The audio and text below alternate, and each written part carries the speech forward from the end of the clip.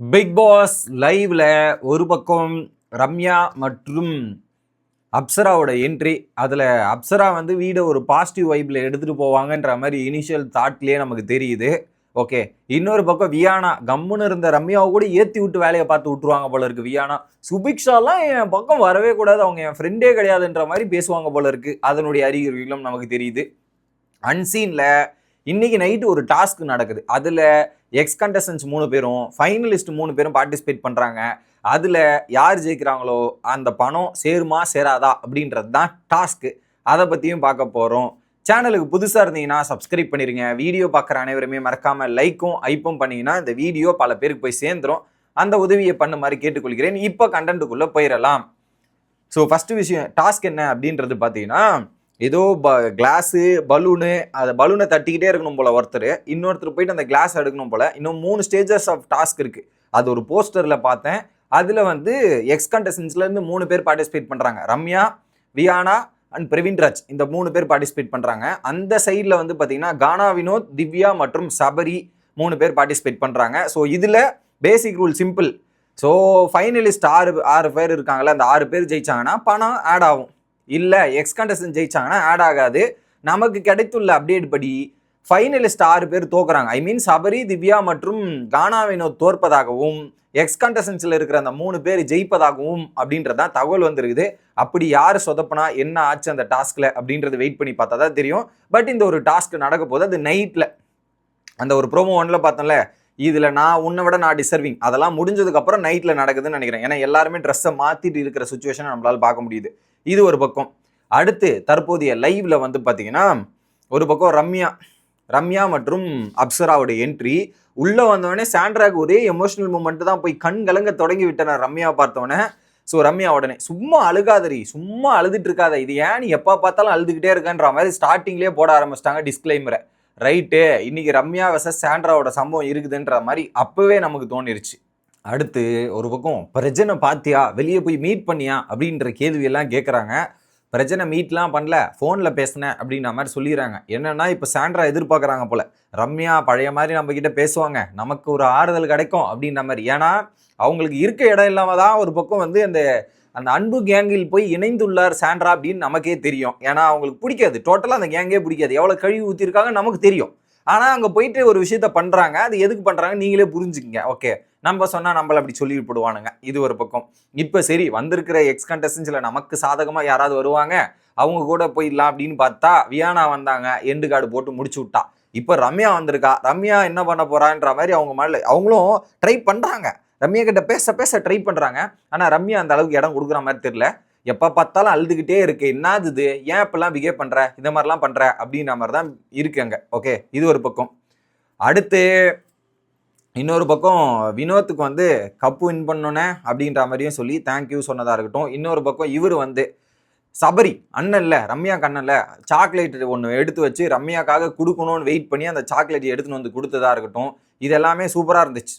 Okay, அடுத்து வியானாக்கு இப்போ தான் ஒரு பக்கம் சந்தோஷமே வந்திருக்குதான். அப்சரா கிட்டையும் போயிட்டு ரம்யா கிட்டையுமே சொல்கிறாங்க, என்னை ஏலியன் மாதிரி ட்ரீட் பண்ணுறாங்கடா, ஏலியன் மாதிரி எனக்கு ஃபீல் பண்ண வச்சுட்டாங்க, எனக்கு அந்த அளவு கடுப்பில் இருக்கேன். எனக்கு முத நாள் வந்தவொடனே இது ஏதோ வேற ஏதோ உலகத்தில் இருக்கிற மாதிரி, வேற ஏதோ வீட்டில் இருக்கிற மாதிரி இதெல்லாம் பண்ணாங்க, என்னால் சுத்தமாக ஒத்துக்கவே முடியல அப்படின்ற மாதிரி இவங்க ஒரு பக்கம் பேசிகிட்டு இருக்காங்க. யார்கிட்ட? ரம்யா கிட்டையும் அப்சரா கிட்டையும். உள்ள பார்த்தீங்கன்னா திவாகரை பற்றி பிரவீன்ராஜும் மற்றும் வினோத் அவர்கள் என்ன சொல்கிறாங்கன்னா, திவாகர் திருந்ததற்கான வாய்ப்பே இல்லை, அதுக்கான அறிகுறியே தெரியல, அப்படி தான் எனக்கு பிஹேவியர்ஸ் இருக்குது அப்படின்ற மாதிரி டிஸ்கஷன் நடந்துட்டு இருக்கு. ஓகே, இது ஒரு பக்கம் போயிட்டு இருக்கு. அடுத்து பிக் பாஸ் வந்தார். பிக் பாஸ் வாய்ஸை நான் எவ்வளோ மிஸ் பண்ண தெரியுமா? பிக் பாஸ் கிட்ட இவங்களா, பிக் பாஸ் எப்பவுமே வெல்கம்னு சொல்லுவார்ல, இதில் நாங்களா போய் வெல்கம் பண்ணுறோன்ற மாதிரி இவங்களா போயிட்டு பிக் பாஸ் கிட்ட கேட்டு அந்த வெல்கமையும் இதெல்லாம் வாங்கின தருணத்தையும் நம்மளால பார்க்க முடிஞ்சுச்சு. ரம்யா வீட்டுக்கு போயிட்டு இந்த பிக் பாஸோட நினப்போடையே சுற்றிட்டு இருந்திருக்காங்கன்றது தெரியுது. ஸோ நான் வீட்டில் போயிட்டு சைலண்டாக வீட்டை மட்டும் தான் இருந்தேன். மற்றபடி எனக்கு இங்கே இருக்கிற பிக் பாஸோட வாய்ஸும் சரி, பிக் பாஸோட பாட்டும் சரி, இதெல்லாம் நான் ரொம்ப மிஸ் பண்ணிட்டு இருந்தேன், ரொம்ப கஷ்டப்பட்டு இருந்தேன். எனக்கு என்ன நடக்குதுன்னு எனக்கு தெரில. ஸோ பேசாமல் நான் விஜய் சேதுபதியை எதிர்த்து பேசாமல் இருந்திருக்கணும். எப்படி வீக்கெண்ட் எபிசோடில் சேதுபதி சார் எதிர்த்து பேசாமல் இருந்திருந்தா நான் ஃபைனல் வரையும் வந்திருக்கலாம் போல இருக்கு. நான் பேசி தப்பு பண்ணிட்டேன். ஸோ அந்த அளவு கொஞ்சம் கானில் இருக்கேன் அப்படின்ற மாதிரி சொல்கிறாங்க. அது மிஸ் பண்ணியிருக்க கூடாதுன்ட்டு. ரைட்டுமா, சூப்பர், மிஸ் பண்ணாமல் ஃபைனல் வரையும் வந்திருக்கலான்னு பிளான் போட்டிருக்கீங்க. ரைட்டு. அடுத்து அதை தாண்டி நீங்கள் இந்த வீட்டில் இருக்கவங்க யாருமே என்ன மிஸ் பண்ணல, ஏன் இப்படிலாம் பண்ணுறீங்க அப்படின்ற மாதிரி உட்காந்து சூப்பர் ரிலாக்ஸில் இது ஒரு பக்கம் பேசிகிட்டு இருக்காங்க. ஓகே, இது ஒரு பக்கம். உடனே பிரவீன்ராஜ் என்ன சொல்கிறாரு, நான் எலிமினேட் ஆனால் அடுத்த வாரமே ராஜாங்கம் டாஸ்க்லாம் வச்சும்போது எனக்கு வயிறு குபு குபு குபுன்னு எரிஞ்சது தெரியுமா, அந்த அளவுக்கு காண்டாச்சு தெரியுமா அப்படின்ற மாதிரி அந்த ஒரு டிஸ்கஷனுமே அங்கே ஒரு பக்கம் போயிட்டு இருக்குது. அடுத்ததாக இன்னொரு பக்கம் இது அப்சரா இருக்காங்க இல்லையா, அப்சரா வந்து ஒரு பக்கம் சபரிகுடியும், இன்னொரு பக்கம் இவங்க ஐயோ பேர் பட்டன் வரும் விக்ரம் அரோரா, இவங்க கூட அந்த வைப் செட் பண்ணுறதா இருக்கட்டும் ஜாலியாக இருந்தது. ஒரு பக்கம் என்னடான்னா சீரியஸாக போகுது, இன்னொரு பக்கம் என்னடான்னா ஜாலியாக ஃபன்னியாக போகுது. ஸோ அப்சரா வந்து இவங்களோட மைண்டையும் இவங்களுடைய மூட் செட்டையும் கெடுக்கக்கூடாது அப்படின்றதுல ரொம்ப தெளிவாக இருக்காங்க. நம்ம வந்தது என்ன, அவங்கள ஹாப்பியாக வச்சுக்கணும், நம்ம என்டர்டெயின்மெண்ட்டாக வச்சுக்கணுன்றதுல அவங்க ரொம்ப தெளிவாக இருக்காங்க. பயங்கரமாக இருந்துச்சு. ஒரு பக்கம் விக்ரம், அப்சரா மற்றும் சபரியோட கான்வர்சேஷன் செம்மையாக இருந்தது. அது குறிப்பாக அந்த லிவிங் ஏரியா பக்கத்தில் மாற்றி கலாச்சிக்கிட்டு அது ஃபன் பண்ணிட்டு இருந்தாங்க. That was beautiful moment. இன்னொரு பக்கம் ரம்யா அங்கேருந்து பேசிட்டு இங்கே வந்து சபரியை கலாய்க்கிற மாதிரி, டே எனக்கு வெளியே 1000 அண்ணா இருக்குடா இது இருக்குடா அப்படின்ற மாதிரி அங்கே ஒரு டிஸ்கஷன் பண்ணி அங்கே அவங்க வெறுப்பேற்றுறாங்களாம். இது ஒரு பக்கம் நடக்குது. ஓகே, அதுக்கப்புறம் வியானா கூப்பிட்டு போகிறாங்க கார்டன் ஏரியாவில். கூப்பிட்டு போய் உட்கார வச்சுட்டு எல்லாம் ஓவராக பேசுகிறாங்க தெரியுமா. எனக்கு கொஞ்சம் கடுப்பாகிடுச்சு. குறிப்பாக சாண்ட்ராலாம் வந்து நான் நாமினேட் பண்ணி தான் வெளியே போனேன் அப்படின்ற மாதிரிலாம் பேசுகிறாங்கடி. என்னடி பண்ணுறது, ஏன் அவங்க அப்படிலாம் பிஹேவ் பண்ணுறாங்க எனக்கு தெரில, எனக்கு செம கடுப்பாயிருச்சு, ஏதோ எனக்கு செம காண்டாகுதுன்ற மாதிரி வியானாக்குள்ளே அந்த இன்னும் இருக்குது. எப்போ வெளியே கொட்டலான்னு காத்துட்டு இருக்காங்க. எல்லாம் அதை கடந்து போயிட்டாங்க. மக்களே வந்தீங்களா, இப்போ உங்களுக்கு என்ன பிரச்சனை இருந்துச்சு, பேசுனீங்களா, விக்ரம் கிட்ட பேசினீங்க, முடிஞ்சு போச்சு. இன்னொரு பக்கம் சாண்ட்ரா கிட்ட பேசி முடிச்சிங்களா, முடிஞ்சு போச்சுன்னு விட்டுறணும். திரும்ப அந்த ஒரு விஷயத்தை திரும்ப பேசிட்டு இருந்தா it is not good, it is not healthy. அது வன்மம் மட்டுமே இருக்குது அப்படின்றது தான் எனக்கு தெரியுது. இல்லை குறிப்பாக வந்து நம்ம முட்டை எடுக்கிறோமா பால் எடுக்கிறோமா அதையும் ஒரு பக்கம் பேசிட்டு இருக்காங்கடி.